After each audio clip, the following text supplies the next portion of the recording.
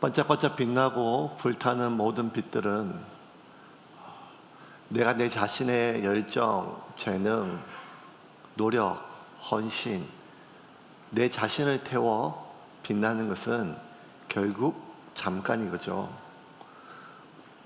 내 삶에 빛이 난다면 그것은 나에게 있는 무언가를, 아니면 타인에게 있는 무언가를 쥐어 짜내서 나를 빛나게 하는 것이 아니라 내게 부어주신 하나님의 기름을 통하여 빛이 나는 것이죠.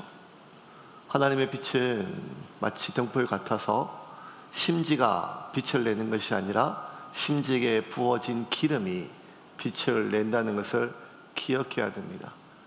우리가 이 사실을 모르면 우리의 삶이 계속해서 내 자신을 태우든지 아니면 누군가를 태워서 살아가고 있는 삶일 수밖에 없습니다. 어떻게 하면 내가 내 자신을 태우지 않고 내게 부어주신 그 하나님의 기름으로 빛이 날 수 있을까요? 그 첫 단추는 하나님과 내가 연결되는 것입니다. 하나님과 연결되는 첫 단추는 내가 하나님께 내 자신을 던지는 것입니다. 하나님께 내 자신을 던진 사람만이 나를 건지시는 하나님을 경험할 수가 있습니다.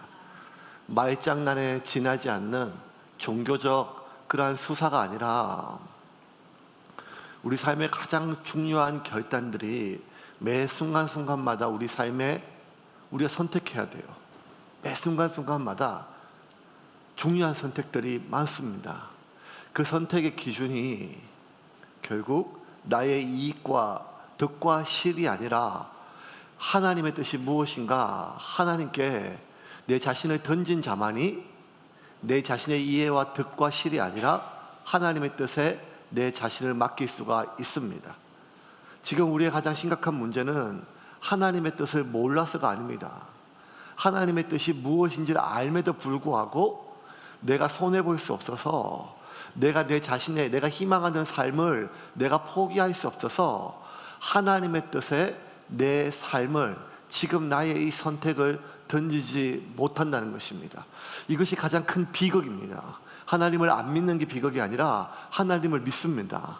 하나님을 믿어서 내가 내 삶을 던졌습니다.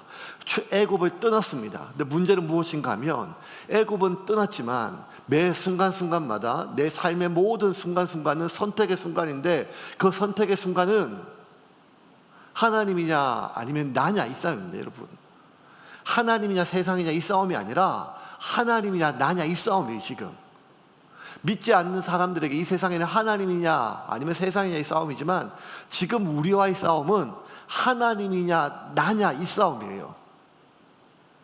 내 자신을 하나님께 온전히 던진 사람만이 나를 위해서가 아니라 내 뜻을 위해서가 아니라 하나님의 뜻대로 하나님의 뜻을 순종하며 실현하며 살 수 있습니다. 이것을 위해서 하나님께서 모세에게 찾아오셨습니다.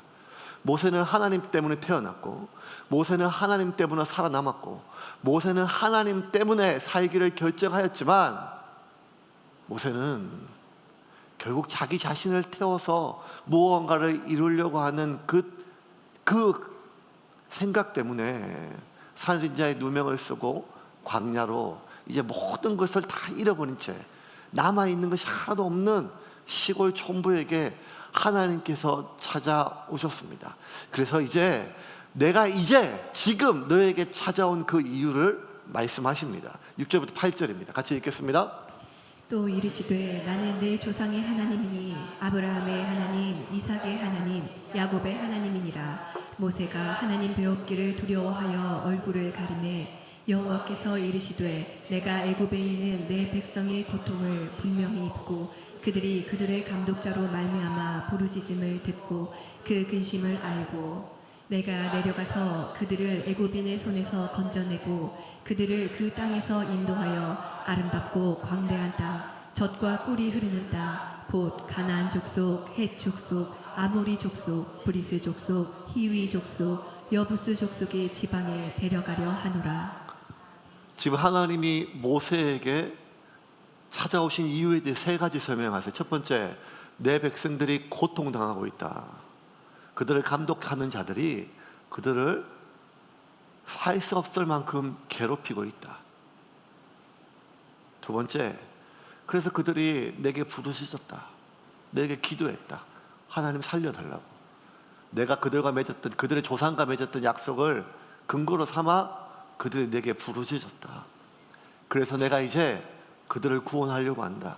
구원의 방법에 대해서 내가 그들을 먼저 애굽에서 탈출시키고 내가 그들을 위하여 예비한 땅, 원래 그들의 조상 아브라함에게 약속했던 그 땅으로 그들을 보낼 것이다.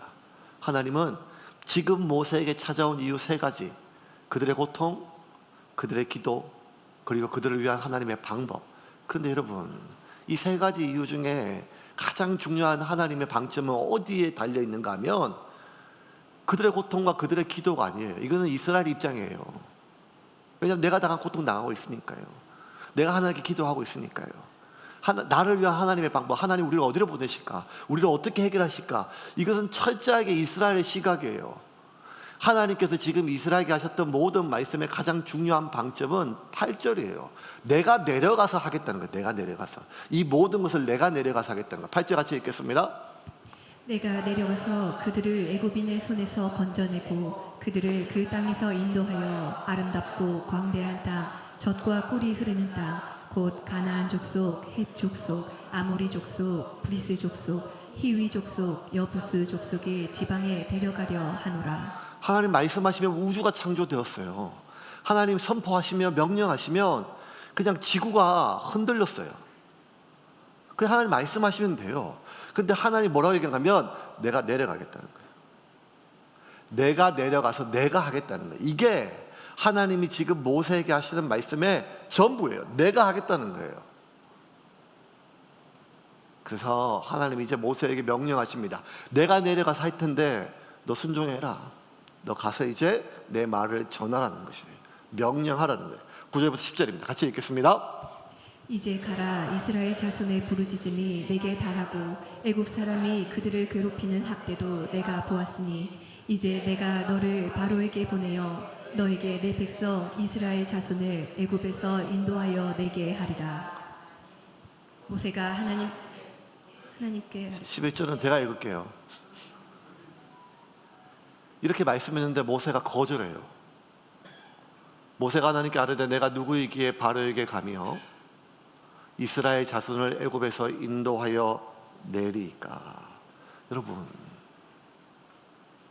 하나님이 명령했는데 하나님이 약속해 주셨는데 모세가 그 하나님의 명령을 거절해요.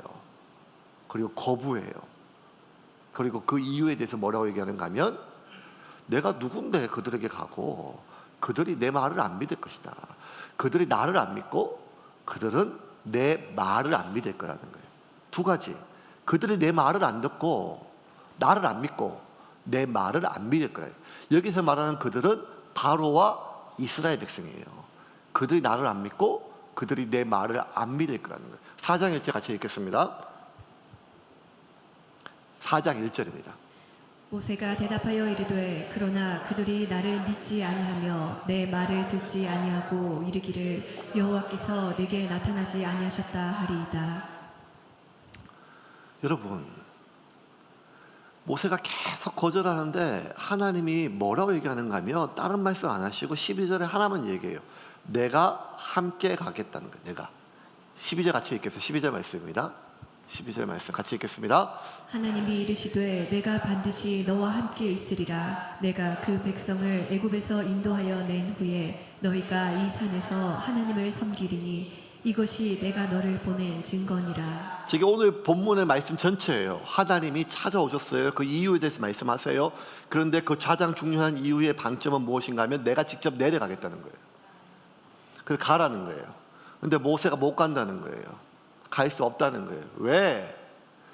그들이 나를 안 믿고 그들이 내 말을 안 믿을 거라는 거예요. 하나님 다시 말씀하세요. 내가 너와 함께 반드시 너를 떠나지 않고 너와 함께 가겠다는 거예요. 그런데 모세가 거절해요. 자, 여기서 이제 오늘 우리가 같이 고민해야 될 것 같아요. 살면서 하나님이 내게 나타나시는 일은 거의 없어요, 여러분. 아시겠죠? 또 목사가 희한한 일 얘기한다 이렇게 생각하지 마세요. 저도 하나님 본 적이 없어요. 저도 못 본 하나님을 여러분에게 계속 매주 설교하려니까 제가 얼마나 힘들겠어요. 아시겠죠? 이게 목사의 고충이에요. 그런데 우리가 보고 듣는 것은 하나님이 남기신 말씀이잖아요. 기도 가운데, 성령 가운데, 찬양 가운데, 예배 가운데 우리에게 찾아가신 성령이에요. 그런데 우리 눈으로 보지 못해요. 만지지 못해요. 그런데 그 하나님을요, 내가 들을 수 있는 음성으로, 보일 수 있는 무언가로 내 평생에 그 하나님을 경험하는 일은 정말 소수의 사람이 정말 엄청난 경험이라는 거예요. 이 경험 앞에, 아니 하나님의 명령이에요. 하나님이 지금 소명으로 불러요. 그리고 함께 하시겠다고 약속해 줘요. 근데 모세는요, 아니 왜 하나님이 직접 나타나셔가지고 얘기하시는데, 하나님을 안 믿는 사람이 아닌데, 하나님의 자손이고 하나님께 자신의 삶을 던졌던 사람인데, 하나님이 직접 나타나셔가지고 하나님이 그를 소명에 부르는데 그 소명에 응답하지 않고, 하나님 가라고 명령하는데 그 명령에 불순종하고, 내가 너와 함께 하겠다는데 그 약속을 못 믿고 안심하지를 못하는 이유가 뭘까라는 거예요. 왜 그럴까요? 이게 모세만 그럴까요? 모세가 하나님이 직접 우리에게 눈에 나타나진 않았지만 하나님이 우리에게 약속하시거든요. 아무것도 염려하지 말고 너희는 모든 일에 기도와 간구로 너희 구할 것을 감사함으로 하나님께 아뢰라. 그리하면 모든 지각에 뛰어나신 하나님의 평강이 그리스도 예수 안에서 너희의 마음과 생각을 지키시리라. 구하라, 찾으라, 두드리라. 나는 너의 하나님이라. 네가 물 가운데 지날지라도, 네가 불 가울 때 지날지라도 내가 너와 함께 하겠고, 물이 너를 덮지 못하고 불이 너를 삼키지 못하리라. 이런 수많은 말들을 우리가 가슴속에 암송하고 듣고 마시고, 그렇게 함에도 불구하고 우리가 무슨 일이 발생하면, 상황이 발생하면 그 상황 속에 함몰되어 마치 세상이 다 끝난 것처럼, 아니면 하나님이 아닌 다른 무언가를 찾다 결국 마지막에 하나님께 부르짖고 기도하는 이유가 뭘까요? 하나님을 안 믿는 게 아닌데, 지금 내가 불신자가 아닌데, 내가 지금 목사인데, 내가 지금 성도인데, 내가 집사인데, 왜 우리는 그럴까요? 하나님 명령이 뭔지 알아요. 근데 못 가요. 하나님 지금 이거 내려놓으라고 하세요. 근데 못 내려놔요 지금. 하나님이 그거 끊으라고 하세요 지금. 근데 지금 못 끊어요. 심지어 내가 하나님께 기도해요. 하나님 끊을 수 있게 해주세요. 그럼 하나님이 끊으라 그러세요. 근데 못 끊어요 지가. 이거 어떻게 된 걸까요 이게? 성부 영신 예배 때 하나님 끊게 해주세요. 그래서 하나님께서 끊으라 그랬어요. 그런데 못 끊겠어요 그랬어요. 이게 보니까 이게 하나님이 진짜 골치가 아프신 일이에요. 이게 불신자들이 아니라 우리의 삶이란 말이에요. 이게 모세의 일이 아니라 지금 우리의 일이란 말이에요. 왜 그럴까요? 왜? 살아계신 하나님을 믿는데요. 그 하나님 지금 내 앞에 나타나셔서 가라고 명령하세요. 소명으로 부르세요. 함께 하시겠다고 약속해 주세요. 그런데 그걸 못 믿고 거절하고 그 소명의 부르심에 반응하지 못해요. 그 이유는 한 가지 때문이에요. 지금 모세가 어떤 기억 속에서 못 빠져나와요. 자기 자신의 기억과 자신이 실패했던 기억과 그들에 대한 기억이에요. 그들이 나를 배신했던 기억이에요. 바로에 대한 기억이에요. 바로가 날 죽이려 했다는 기억이에요. 근데 여러분 이 기억이요 얼마나 지났는가 하면 40년이 지났단 말이에요. 40년. 살다 보면 내가 실패한 경험들은요 다시 회복하기가 어려워요. 아주 큰 실패를 하면요. 그건 젊으면 괜찮은데 나이가 들어서 이젠 젊음도 없고 패기도 없고 열정도 없으면 무언가가 내가 다시 시작한다는 것이 너무 어렵습니다. 그 실패감. 이제는 세상이 겁이 나요. 내 자신에 대해 자신감이 없어요. 이러할 때 모세는 지금 어떤 기억에서 지금 못 태어나요. 난 실패했다는 거예요. 나는 결혼에 실패했고, 나는 나의 생업에 실패했고, 나는 나의 대학 때부터 실패했고, 대학부터. 나는 내가 선택한 교회도 실패하고. 이 수많은 실패감들, 그리고 내가 실패하게 만들었던 그들, 나를 배신하고, 나는 진심이었지만 나를 이용하려고 했고, 나는 그에게 해를 가하지 않았지만 나를 죽이려고 하고, 죽이려고까지는 하지 않지만 나에 대하여 거짓말로, 악한 의도로 나를 미워하고 나를 싫어하고, 그런 사람들에 대한 기억, 그리고 내 자신의 실패에 대한 기억, 이 기억이요 지금 모세 안에 두렵게 만드는 거예요. 하나님을 안 믿는 게 아니라 하나님 두려워요. 그런데 하나님보다 그게 더 두렵다는 거예요. 뭘 두려운가 하면 하나님이 나와 함께 해주시겠다는 약속보다 실패한 나 자신의 이 무력감이 더 겁이 나요. 하나님이 나와 함께 하셔서 다 막아주겠다고 하는 그 약속보다 나를 죽이려고 했던 그들, 나를 배신했던 그들이 더 두렵단 말이에요. 그래서 하나님을 믿는데, 하나님인 줄 아는데, 그분이 창조주이심을 내가 아는데도 불구하고, 그분이 나에게 말씀하시고 명령하시고 약속하셨는데도 불구하고 순종하지 못하고 반응하지를 못해요. 무려 40년이 지났는데요. 40년. 모세는 하나님의 명령을 거부할 수 없는 상황이에요, 여러분. 왜냐하면요, 우리는 못 경험했잖아요. 우리가 신앙생활하면서 정말 하나님의 임재 가운데 그냥 팍 엎드려졌을 때는 눈에 보이지 않지만, 손으로 만질 수 없지만 그 성령 가운데 지금 하나님이 나와 함께 하셨다는 그 감격 하나만으로도 우리는 평생을 버틸 수가 있어요. 그런 경험들이 있잖아요. 그런데 지금 모세는 그런 경험이 아니라 하나님이 지금 눈앞에 나타나셨단 말이에요. 5절과 6절입니다. 같이 읽겠습니다. 5절과 6절. 하나님이 이르시되 이리로 가까이 오지 말라. 내가 선 곳은 거룩한 땅이니 내 발에서 신을 벗으라. 또 이르시되 나는 내 조상의 하나님이니 아브라함의 하나님, 이삭의 하나님, 야곱의 하나님이니라. 모세가 하나님 배웠기를 두려워하여 얼굴을 가리매. 이 하나님의 명령 앞에 거부할 수가 없어요. 거부할 수가 없어요. 제가 불신 가정에 태어났잖아요. 교회 다니는 거 겨우 허락받았지만 목사 된다고 하면 쫓겨나는 집안이었잖아요. 그래서 절대로 나는 목사 할 수 없다고 생각했는데, 그 불길한 얘기가 항상 맞잖아요. 뭐가 자꾸 목사가 돼야 될 것 같은 생각. 성경학교 때, 그때 중학교 3학년에 불과했는데, 아니 고등학교 1학년에 불과했는데, 성경학교 끝나고 기도하는 가운데 마음속에 이런 마음이 들어요. 목사가 돼야 된다는 거예요. 소명의 길로 가야 된다는 거예요. 내가 처리해야 될 일이 그 어린 나이에도 너무 많은 거예요. 앞으로 등록금을 어떻게 하지?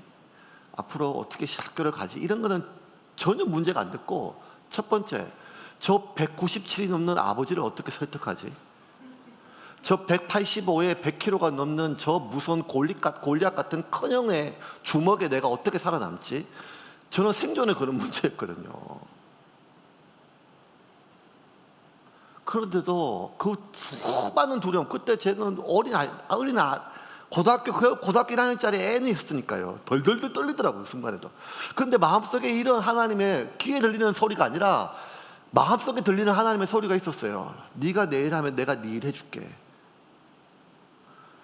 근데 그 자그마한 그 마음속에 내 혼자만의 착각일지도 모르는, 어쩌면 그 작은 소리에 제가 용기를 내서 집에 가서 부모님을 설득하고, 설득이 안 되는 큰형한테 이야기하고 쫓겨나고 맞고, 그 긴 시간을 견뎠던 이유는 하나예요. 그 작은 내 마음속에 나오는 그 하나님으로부터, 하나님이라 여겨지는 어떤 음성이었어요. 생각이었어요. 명령이었어요. 약속이었어요. 네가 내일 하면 내가 네 일 해줄게. 그 작은 세미한 음성에도 그 두려움을 고등학교 1학년짜리가 이기고 지금 30년이 지난 이 강단에 설 수 있는 목사로 살 수 있는 힘이 됐다면, 그냥 자그마한 음성이 아니라 지금 하나님이 내 존전에 나타나셔가지고 내가 너와 함께 하겠다는 거예요. 내가 너를 안 떠난다는 거예요. 내가 직접 내려가겠다는 거예요. 그런데 모세가 안 돼요. 안 돼요. 그래서 내가 누군데요? 내가 뭔데요? 내가 뭔데요? 둘이 대화, 하나님과 모세에 대해서 계속 혼나요. 하나님은 내가 하겠다. 근데 모세는 내가 뭔데요?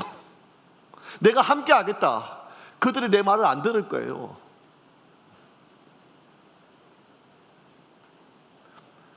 지금 자신 속의 삶 가운데 지워지지 않는 트라우마에 함몰되어 가지고 하나님보다 그게 더 무서워요. 우리가 마음속으로 입은 상처가 너무 극심하면요, 마음속에 입은 상처, 그 실패, 배신, 뭐 어쨌든 그 상처들이요, 너무 마음이 너무 극심하면 이게 트라우마로 바뀌어요. 트라우마는 일종의 내 자신을 방어하기 위한 방어 기제이고, 동일한 상처와 아픔을 겪지 않게 내 자신을 방어하는 일종의 생존 기조일 수가 있어요. 트라우마는 나쁜 것만은 아니에요. 그래서 여러분, 자라보고 놀란 가슴은 소뚜껑 보고 놀래야 다음에 자라에게 손가락을 안 물려요. 그런데 우리가 이 트라우마에 함몰되면 소뚜껑이 있는 부엌 자체를 못 들어간단 말이에요. 자라가 있는 논이나 시내에 못 들어가는 게 아니라 소뚜껑이 있는 부엌에 못 들어간다는 거예요. 부엌에 가야 밥을 하고 밥을 해야 살 수가 있는데 전혀 상관도 없는, 하지만 내 머릿속에 저절로 연상되는 소뚜껑이 있는 부엌에 못 간다는 거예요. 모세는 지금 이 트라우마에 몰입됐어요. 자신의 실패에 몰입되었고, 나를 배신했던, 나에게 상처 주었던, 나에게 고통을 주었던 그 사람과 그 상황에 몰입되어서 한 발자국도 못 나가요. 이 지독한 병에 걸려있는 모세를 치유하시는 하나님의 방법은 뭘까요? 지독하게 또 하나님은 한 가지만 좀 고수해요. 저 같으면 제가 아주 어설픈 상담가지만 이렇게 해주면 좋겠어요. 모세에게, 모세야, 그것들 다 죽었어. 이러면 끝나요. 그것들 다 죽었어.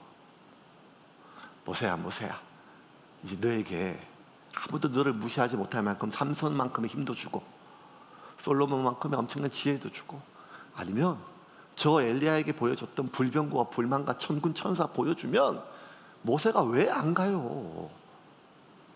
근데 하나님 지독하게 그런 방법을 안 쓰고 뭘 하는가 하면 그냥 자꾸 쓸데없는 얘기만 하세요. 내가 함께 할게. 12절입니다. 같이 읽겠습니다. 하나님이 이르시되 내가 반드시 너와 함께 있으리라. 내가 그 백성을 애굽에서 인도하여 낸 후에 너희가 이 산에서 하나님을 섬기리니 이것이 내가 너를 보낸 증거니라. 내가 반드시 너와 함께 있으리라. 모세의 트라우마는 실패한 자신의 기억과 자신을 실패하게 만든 그 사람들에 대한 기억인데, 그 사람들에 대한 두려움을 없앨 수 있을 만큼 그 문제를 해결하겠다고, 이미 해결되었다고 약속하지 않으시고, 너를 내가 강하게 해주겠다고 말씀하지 않으시고, 내가 너와 함께 하겠다만 하나님은 계속해서 반복적으로 말씀하세요. 그것만 집중하라는 거예요. 모세야, 너 이것만 집중해. 그 사람들, 바로 네 동포들, 너 자신, 너의 말의 어눌함, 네 안에 있는 두려움, 그 실패감, 무력감, 이거 말고 내가 너와 함께 할 건데 내가 누군지만, 그것만 집중하라는 거예요. 그런데 이게 집중이 할 수가 없어요. 왜? 잊혀지지 않으니까요. 망각의 은혜가 있다 그랬잖아요. 우리가 지난달에 그렇게 나를 흘겨보고 이틀 밤낮을 못 자게 만들었던 그 집사가 나한테 했던 말, 그 눈빛을 내가 잊어먹어야 오늘 안녕할 수 있단 말이에요.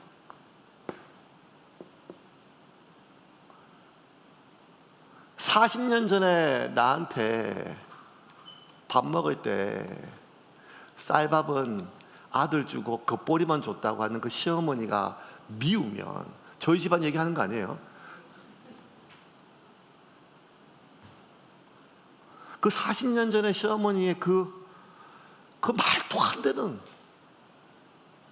그 만행을 잊지 못하면 내가 지금 모시고 있는 어머니의 밥상에 따뜻한 밥을 올릴 수는 있지만 차가운 냉기서린 마음으로 그 밥을 올릴 수밖에 없어요.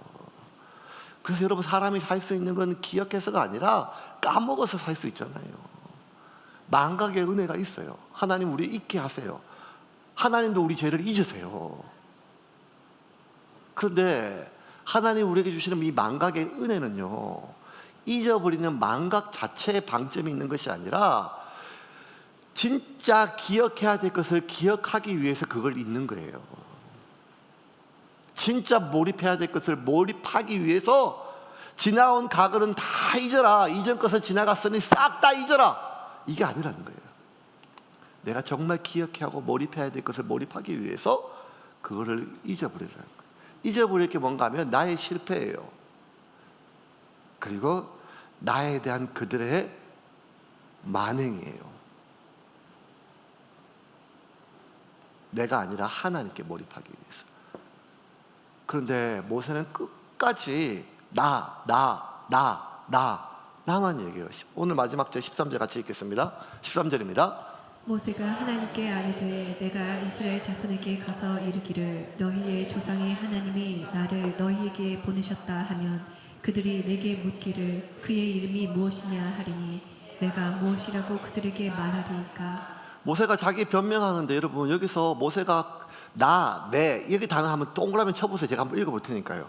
모세가 하나님께 아뢰되 내가 이스라엘 자손에게 가서 이르기를 너희가 조상의 하나님이 나를 너에게 보내셨다면 그들이 내게 묻기를 그의 이름이 무엇이냐 하리니 내가 무엇이라고 그들에게 말하리까. 계속 반복해서 하나님은 내가 너와 함께 있다. 하나님이 중요한데 지금 모세는 자꾸 뭐인가 하면 내가 이게 안 끝나는 거예요. 일반적인 말씀은 오늘 본문은 여기서 끝이 나요. 그래서 나 자신에게 대해서 집중하지 말고 나와 함께 하시겠다는 하나님께 집중하라는 거예요. 이게 제가 지금까지 보고 들었던, 제가 했던 설교예요. 근데 항상 조금 더 나가잖아요. 이거예요. 아니 그래, 하나님께 집중하자 하는데, 여러분 제가 오늘 이렇게 설교하려고 그랬어요. 여러분에게 하나님께 나를 좀 제발 좀 잊어버리고, 누구든지 나를 따라오려면 자기를 부인하고 자기 십자가를 지고 자기를 부인하고 내가 중요한 게 하나님이야. 그러니까 제발 좀 하나님만 바라봐라고 설교하려고 했는데 제가 입이 안 떨어지는 거예요. 왜냐하면 저도 이게 안 돼요.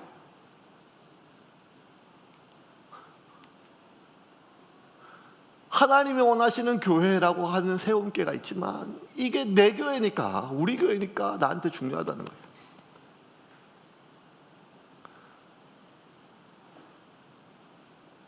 하민이 영진이 기도할 때 하나님의 사람으로 키워주세요라고 기도하지만 저것들이 내 새끼라서 내가 더 각별한 거예요. 아니 내가 죽을 때까지 내 자신이 부인될 수 있을까? 어떻게 내가 나한테 집중 안 되고, 내가 살아있는데 내가 나한테 집중하지 않고 나한테 몰입하지 않고 나의 이익과 나의 손해에 몰입하지 않고 진짜 바울처럼, 베드로처럼 내가 달려갈 길을 위해서, 주님께 받은 사명을 위해서 나의 생명조차 조금 더 귀하지 않고 그렇게 살 수 있을까? 나도 그렇게 살지 못하는데 어떻게 교인들에게 제발 좀 나 자신에게 집중하지 말고 나의 노후에 집중하지 말고 하나님이 원하시는 거 봐라, 하나님이 이 땅에 죽어가는 영혼들에 대해 안타까워하는데 그들을 좀 봐라, 그런 마음도 있지만 나 자신을 완전히 부인하는 게 이게 가능한가, 이런 생각이 들더라고요. 뼛속까지예요. 뼛속까지. 한 25년 전인가 안양의 석수교회 제가 초대 부임한 지 얼마 안 됐을 거예요. 20, 30년대. 그때 교회에 있는데 갑자기 그 밖에서 끽 큰 도로 옆에 있는 교회인데 소리가 나서 꽝 소리가 나가지고 나가니까 아주 외제차가 한 어떤 분을 이렇게 늙은 노인을 치웠어요. 그래가지고 이제 그 차 주인은 내렸는데 아무것도 안 하고 전화만 해요. 그 내가 봐가지고 보니까 어르신인데 제가 막 가서 막 잔뜩 하는데 막 숨도 안 쉬고 빨리 막 연락하려고 저도 막 정신이 없어요. 한참 저도 막 정신이 없고 그분이 이렇게 하고 있는데 그 외제차에 내렸던 어떤 사람이요, 남자가 저한테 물어봐요. 전화하면서 죽었어요? 그 제가 뭐라고 하면 숨을 안 쉬어요. 빨리 119에 전화해야 돼요. 그때 그 말이 지금도 기억나요. 에이씨,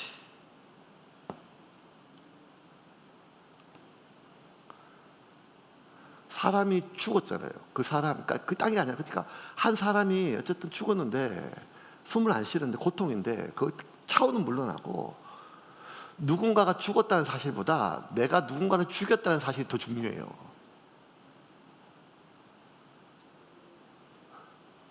누군가가 죽었다는 게 아니라 내가 누군가를 죽였다는 거. 우크라이나에 지금 수많은 사람들이 죽어요. 전쟁 영화 보듯이 폭탄 떨어지는 건 뉴스에 막 나와요. 그러면 막 러시아 병사들이 죽어요. 누군가의 아들이잖아요.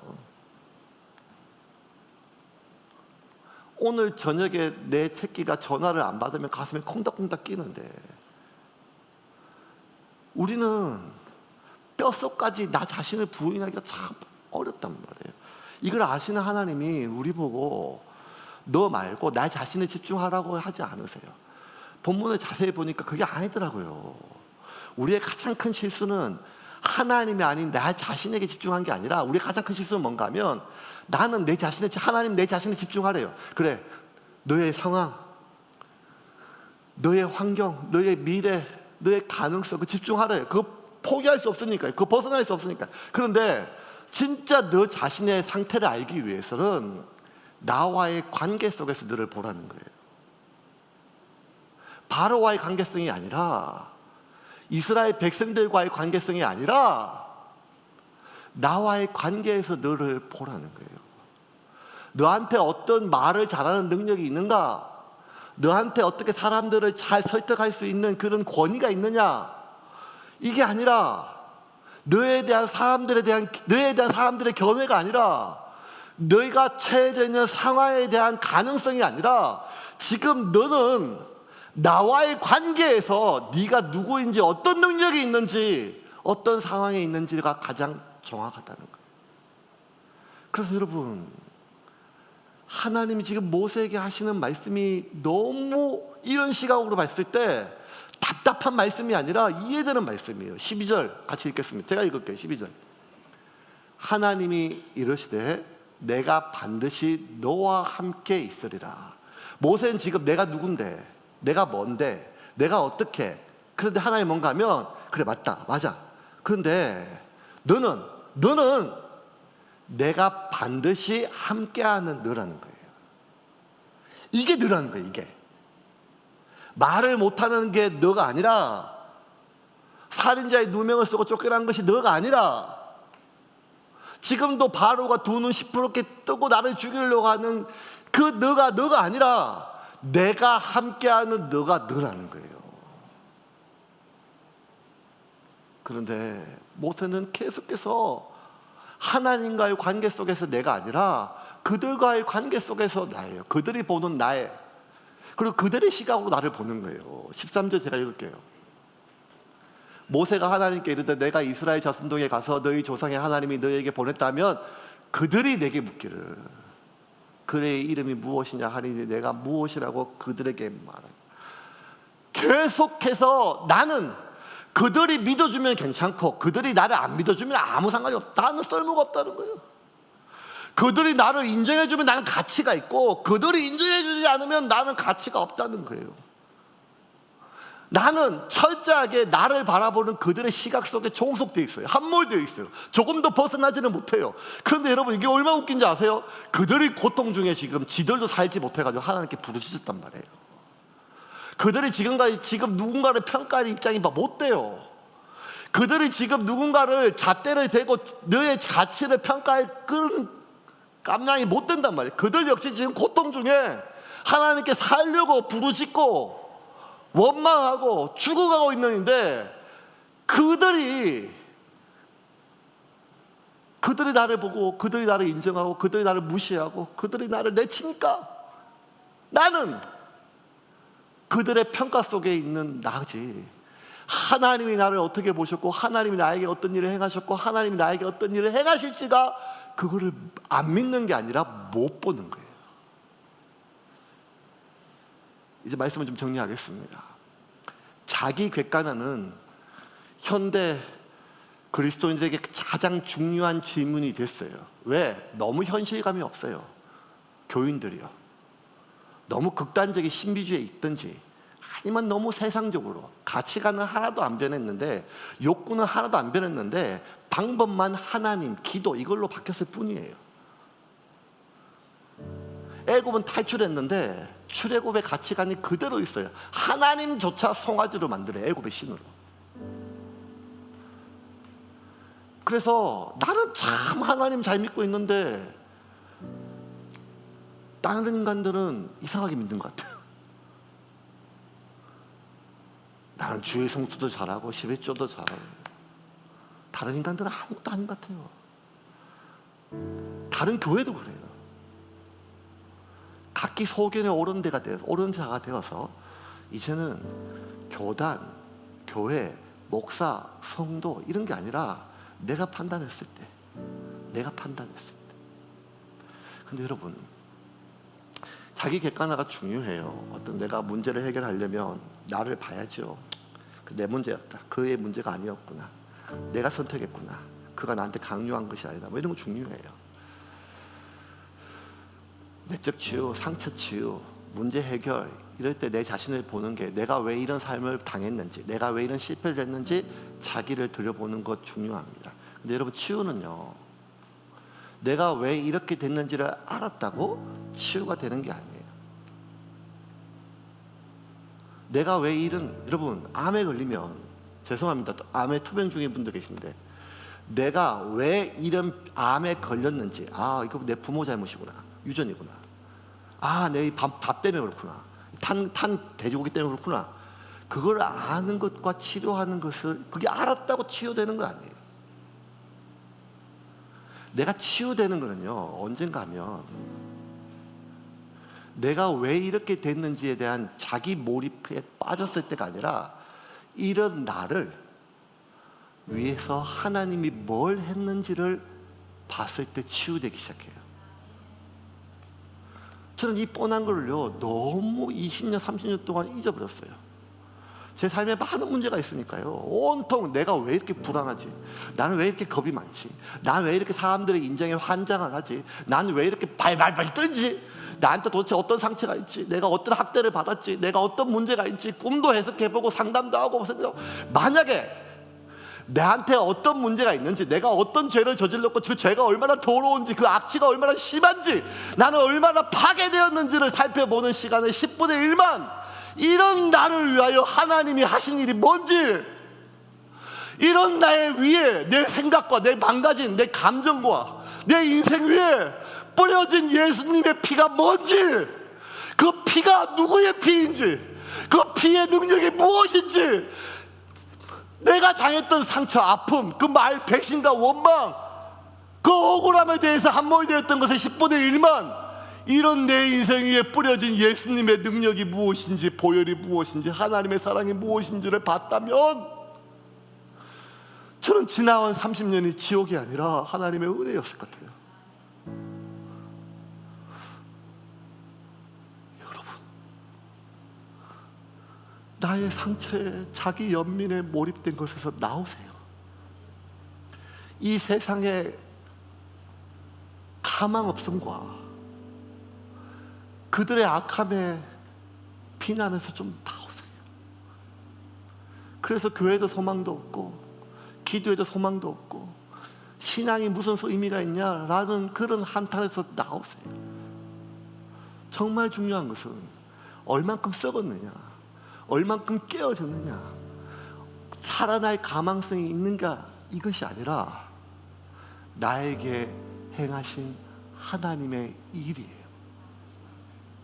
십자가에서 나에게 행하신 하나님의 일, 하나님이 나에게 하신 것에 몰입하면 우리는 비로소 하나님에 대하여 궁금해집니다. 그분이 누구인가? 예수님이 누구인가? 그렇게 하나님 그분에 대하여 우리가 몰입하게 되면 하나님이 나에게 하실 일에 대하여 몰입할 수가 있는 것입니다.